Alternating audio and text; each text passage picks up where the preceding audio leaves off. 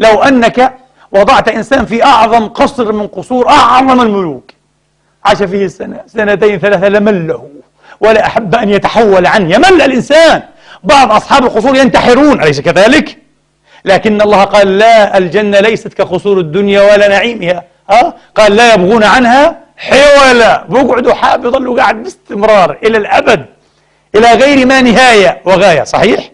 ولذلك أيها الإخوة، الله لم يؤمنهم من شيء هم لن يفعلوه قط، لن يفعلوه عفوا أبدا، وهو أن يخرجوا، لكن أمنهم مما يخافون، وهم يخافون ماذا؟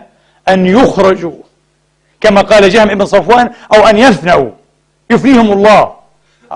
ممكن، أو كما قال أبو الهذيل العلاف فيلسوف المعتزلة في وقته، أن تعدم أو تنعدم حركاتهم ويصبحون كالعدم، طردا لمبدئه النظري الفلسفي أيها الإخوة في استحالة أن تبقى الحركات والحوادث إلى ما لا نهاية، وهو لا يفرق في هذا المعنى بين الجنة والنار أيضا، أبو الهذيل العلاف.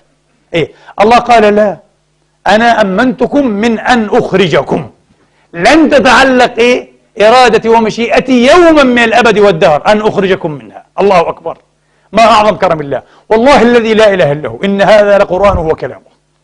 القرآن كلما تدبرناه يا إخواني، أقسم بالله الذي لا إله إلا هو، علمنا أنه من عند الله، فيه دقائق وعجائب لا يمكن أن تكون من عند بشر، لا يمكن أن تكون من عند رسول الله، يستحيل. هذا كلام رب العالمين، لكن القرآن يحتاج إلى تدبر وتعمق أيها الإخوة.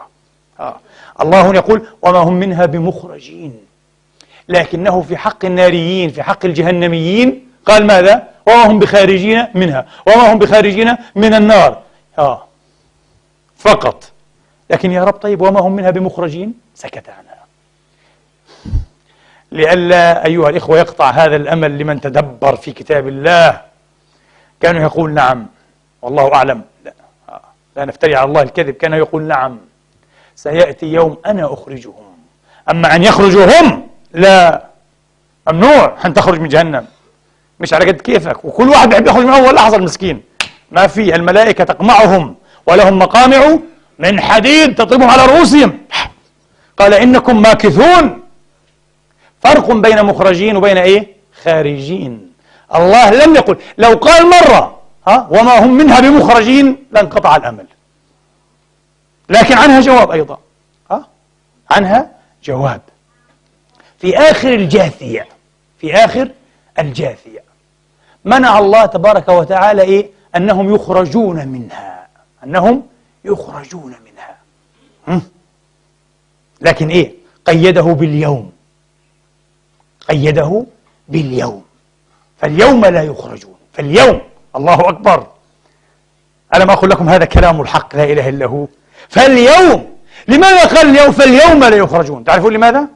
لأنه يبدو والله تبارك وتعالى وهو أرحم الراحمين وخير الغافرين أعلم وأحكم أن عذاب كل من دخل النار من هؤلاء الكافرين والمشركين هو يوم. لكن هذا اليوم كما قال ابن القيم، ابن القيم قال هذا اليوم قدرته النصوص الصحيحة ب50,000 سنة، ورد عن رسول الله أن هذا اليوم 50,000 سنة يساوي 50,000 سنة، لا أكثر من ذلك، انتهى، هذا هو يوم. لماذا؟ قال العلامة ابن القيم في حال الأرواح وجدنا أن الله تبارك وتعالى في كتابه كلما أوعد هؤلاء الكافرين والشاردين والمشركين بعذاب الآخرة أيها الإخوة، أو في مواضع كثيرة جعله مضافا إلى يوم، فهو عذاب يوم عظيم، فهو عذاب يوم عقيم، فهو عذاب يوم أليم. لماذا يوم يوم يوم؟ شوف هذا من حسن تدبره رحمة الله عليه. قال ولم نجد الله تبارك وتعالى مرة واحدة جعل نعيم أهل الجنان نعيم يوم ولا مرة أضاف النعيم إلى يوم، لكن أنهم اليوم في شغل فاكهون، هذا ليس إضافة النعيم إلى اليوم. انتبهوا، وهنا أخطأ العلامة الأمير الصنعاني، أنا قرأت رده طبعا، هنا كبى به جواده، كبى به جواد التبيان والدليل، لم يصب المحز، لم يصب المحز. قال هنا الله قال نفس الشيء، إن أصحاب الجنة اليوم في شغل. فرق كبير بين أن يكون اليوم في شغل وهم غدا في شغل، وبعد غد وإلى أبد الأبيد في شغل، وبين أن يجعل نعيمهم نعيم يوم. انتبهوا، هنا الصنعاني أخطأ رحمة الله عليه. نعم، لكل جواد كبوة، لكل جواد كبوة. ويبقى كلام ابن القيم على الجادة، يبقى قويا ظاهرا. لماذا أضاف الله العذاب إلى يوم؟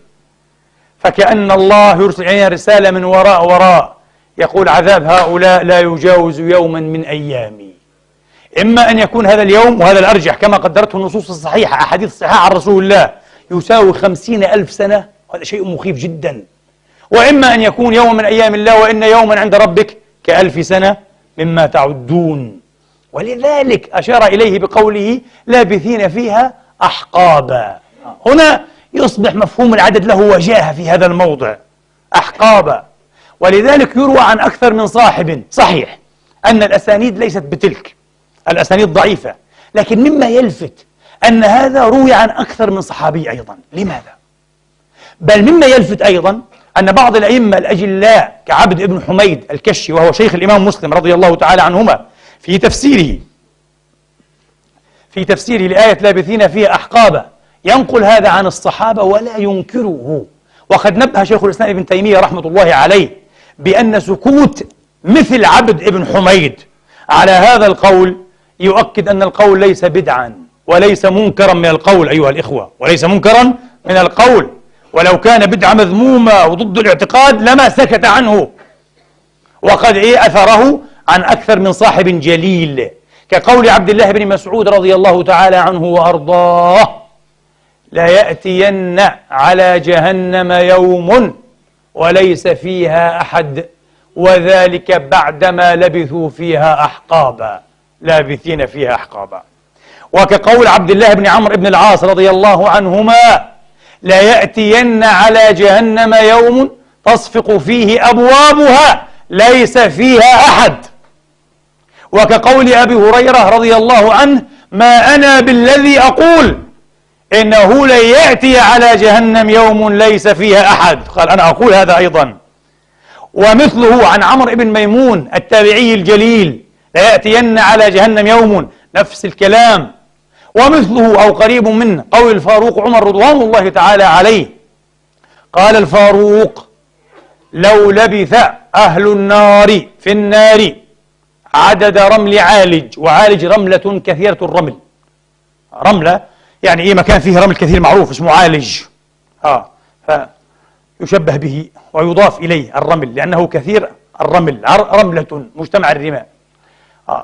لو لبث أهل النار في النار مثل رمل عالج، يعني مثل عدد حبات رمل عالج، لأتى عليهم على ذلك يوم يخرجون منها.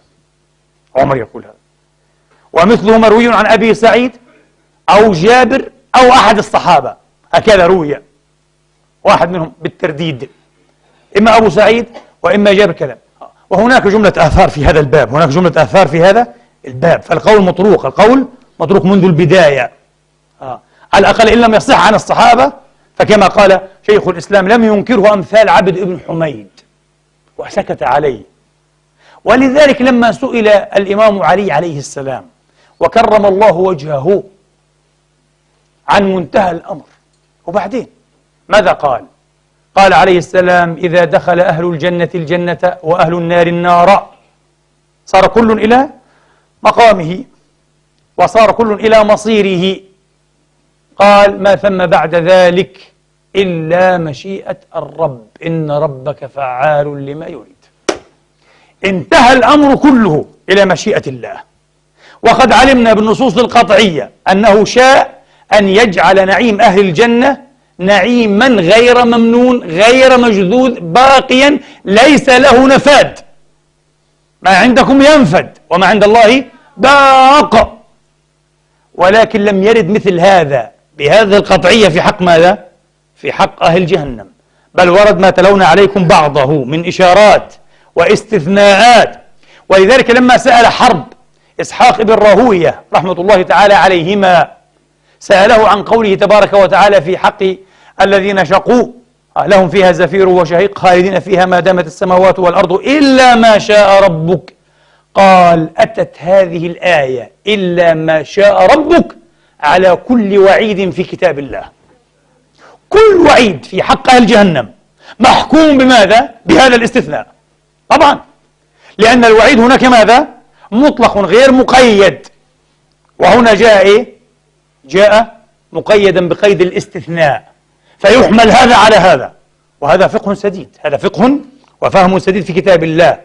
قال الإمام الجليل إسحاق ابن إبراهيم الحنظلي المعروف بإسحاق ابن راهوية رحمة الله عليه، قال: أتت هذه الآية على كل وعيد في كتاب الله. إذن أين ينتهي الأمر؟ إلى ماذا ينتهي الأمر؟ إلى قوله تعالى: إن ربك فعال لما يريد. لا إله إلا الله.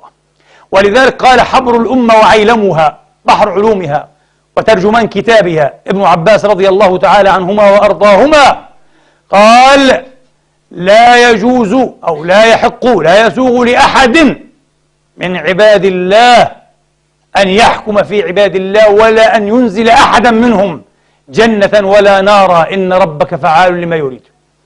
اترك الخلق للخالق، اترك الأمر لله، لا تعرف. المشيئة واسعة والرحمة ضافية فائضة، لا إله إلا هو، والرحمة ضافية وفائضة. هذا موضع الاستثناء، ومعناه على سبيل العجلة، معناه على سبيل الإسراع والعجلة بحول الله تبارك وتعالى.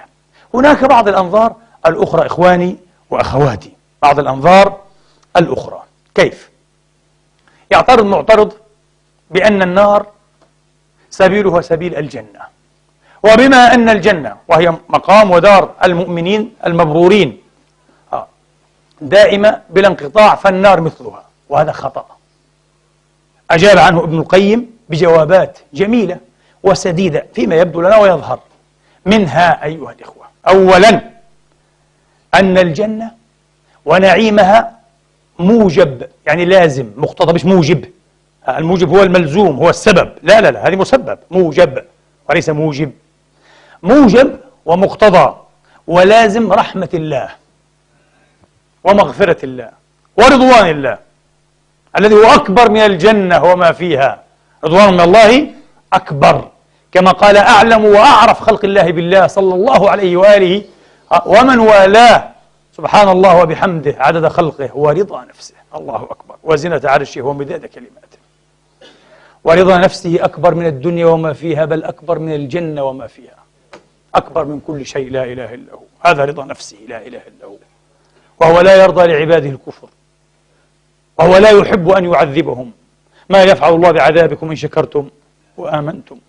وهو أرحم بهم من أمهاتهم، بل أرحم والله وعزته وجلاله بهم من أنفسهم بأنفسهم، لا إله إلا هو. فرق كبير بين هذا وهذا. الجنة موجب رحمته ومغفرته ورضوانه وبره وكرمه،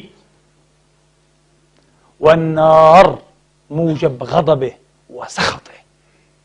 فأما الرحمة والبر والكرم والمغفرة والصفح والجود فهي صفات ذاتية لله، أليس كذلك؟